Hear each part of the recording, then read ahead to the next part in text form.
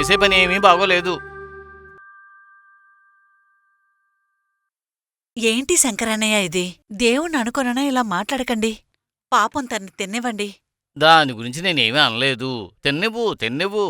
తిన్న తర్వాత అది పడుకోవడానికి ఒక చాప తలగడా కూడా ఇవ్వు, మీరు బాగుంటుంది. 24 గంటలు దీని గురించే మాట్లాడుతూ ఉన్నారు. ఉమ్.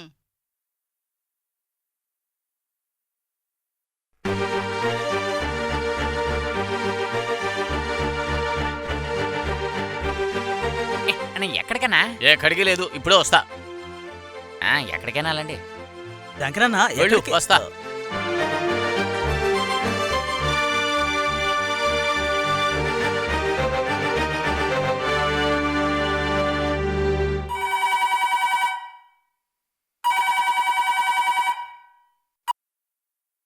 హలో, ఏమైంది?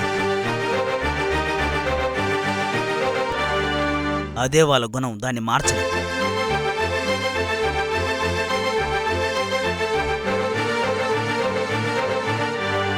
మీరే కొంచెం చూసుకోండి.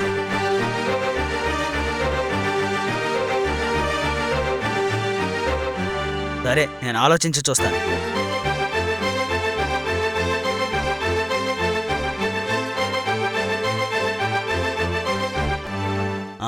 అర్థమైంది.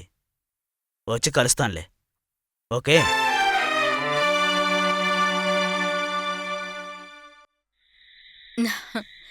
మళ్ళీ ఎప్పుడు వస్తారు మీరు? నేను వచ్చానో లేదో నీకు రావాల్సింది కరెక్ట్గా వస్తోంది కదా. అది మాత్రం సరిపోతుందా చెప్పండి?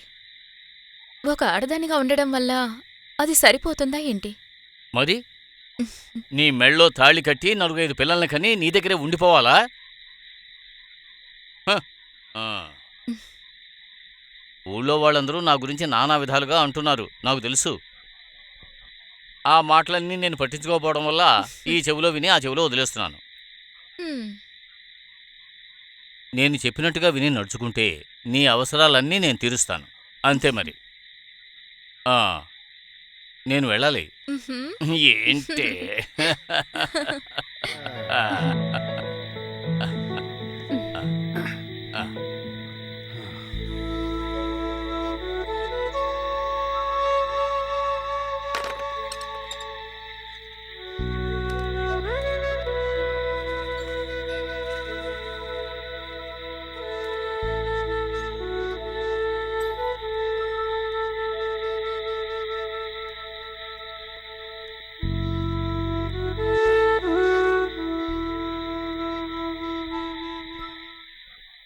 అయినా కూడా శంకరన్నయ్య, ఎందుకు మీరిలా చేశారు? ఎక్కడో ప్రశాంతంగా పనిచేస్తున్నవాణ్ణి మీరెందుకని ఇప్పుడు వాణ్ణిక్కడ రప్పించారు? నాకొక అమ్మాయి లేదు, అందుకని ఒక అమాయకురాలికి నాకైన సహాయం చేశాను. అది ఇంత పెద్ద తప్పవుతుందా? ఆకలి బాధ తెలిసిన వాళ్ళకి అన్నం పెట్టాలి. వడ్డించేవాడి మనసు, తిన్నవాడి కడుపు ఒకటిగానే నిండాలి. శంకరన్నయ్య, ఆ పెట్టిన కారులో పెట్టండి. అక్క, ఏంటక్క ఇలా చేస్తున్నావు? ఇదేమీ మీ పాతకాలం కాదు. రోడ్డు మీద వెళ్లే వాళ్ళని ఇంట్లోకి తెచ్చుకున్నావనుకో, వాళ్ళింట్లో ఉండి నిన్ను రోడ్డున పడేస్తారు. మురళి, మనం ఏ తప్పు చేయనప్పుడు మనం ఎవరికీ భయపడాల్సిన అవసరం లేదు. నాతో పాటు ఒకడు పనిచేస్తూ ఉండేవాడు, అచ్చం మీలాగే. ఒక పేదవాడి ఆటో రిక్షా కోసం హామీ ఉండి సంతకం చేశాడు. చివరికి డబ్బంతా వాడే కట్టాల్సొచ్చింది. వాడేం తప్పు చేశాడని? ఏది చేసినా 1కి 10 సార్లు ఆలోచించుకోవాలి. అయినా కూడా మురళి, ఏమీ వద్దు, నువ్వు మాట్లాడకుండా బండిలో కూర్చో.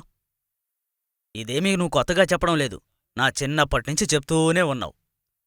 మీ అబ్బాయి ఇంటికొచ్చేంతవరకు నువ్వు నా దగ్గరే ఉంటున్నావు. ఇక్కడ పనులన్నీ చూసుకోవడానికి మన శంకరయ్య ఉన్నాళ్లే.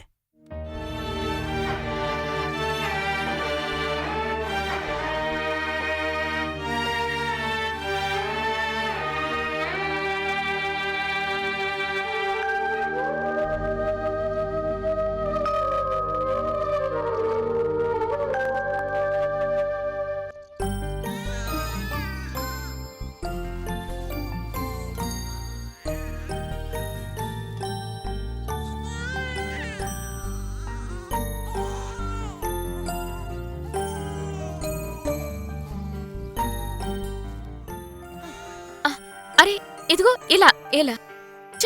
తన కళ్ళు కనిపించట్లేదు, చెవులు వినిపించట్లా. ఏడవకమ్మా, ఏడవకు.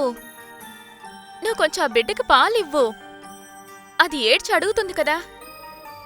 ఓరి భగవంతుడా, దీన్నెలా నీకు అర్థమయ్యేలా చెప్పగలను నేను? ఓహ్, ఆ, అలాగే నోట్లో పెట్టు. అబ్బా, ఓహ్.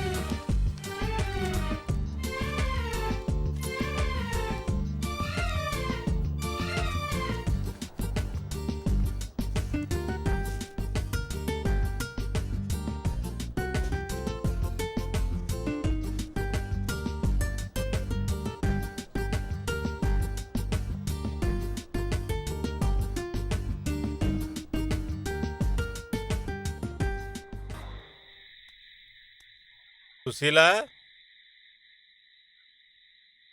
ఏంటి మొహమ్మద్ అన్నా? ఎలాగోలా మంచిగా జరిగిందమ్మా. చివరికి ఆ పుణ్యం నీకే దక్కిందిలే. మంచిది. దాన్ని చెరిచి నాశనం చేయడానికి ఇక్కడ ఒక పెద్ద పోటీయే జరిగిందిగా. దానికి కష్టం అని వస్తే ఒక్కడు కూడా ముందుకు రాలేదు. ఇప్పుడు అందరూ ఏం అడుగుతున్నారు తెలుసా? ఆ పాపమోహం ఎవరిదని అడుగుతున్నారు. దానికి భయపడే ఎవడు కూడా బజార్లోకి రావడం లేదు. ఇలా వీరత్వం చూపించిన వాళ్ళందరూ వెళ్ళి దాంకున్నారు కదా, అదే మంచిదే.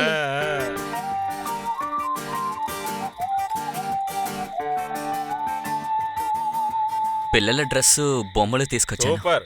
చీము రక్తం ఉన్నోళ్ళు ఈ ఊళ్ళో ఇంకా ఉన్నారంటే ఇదే మరి. ఈ అబ్బాయి అదరగొట్టేశాడు. తీసుకో అమ్మా. అది వాడు కష్టపడి సంపాదించిన డబ్బులమ్మా. నేనిచ్చే జీతంలో కొద్ది కొద్ది దాపెట్టుకుని వాటితో కొన్నదమ్మా. వీడేనమ్మా మగాడంటే. సరే అయితే నేను బయలుదేరనా? నీకు ఎలాంటి సహాయం కావాలన్నా వాడు చేస్తాడులే. మేమిద్దరం ఎక్కడ ఉంటే నా కొట్టు సంగతి ఇక అంతే. మొహమ్మద్ అన్నా, ఏం చేయను? ఈ వివరం తెలియని ఈ అమ్మాయిని, ఆ చిన్న బిడ్డని వదిలేసి వెళ్ళగలనా? బిడ్డ ఏడ్చినా కూడా తనకేం తెలియడం లేదు. ఈ గుడిసెలో ఏదో ఒక సందు నుంచి ఏ కుక్కో నక్కో ఆ చిన్న బిడ్డని తీసుకువెళ్ళిపోతేను. యా అల్లా, అలాగేం జరగదులే అమ్మా. అది మాత్రమే కాదు, నాకిదంతా అసలు అలవాటే లేదు. ఎవరైనా మగ మనిషి అండ లేకుండా. నేనిప్పుడు ఏం చెప్పాలో అర్థం కావటం లేదు. దిక్కులేనోళ్ళకి ఆ దేవుడే దిక్కమ్మా. సరే నేను ఇక బయలుదేరతాను.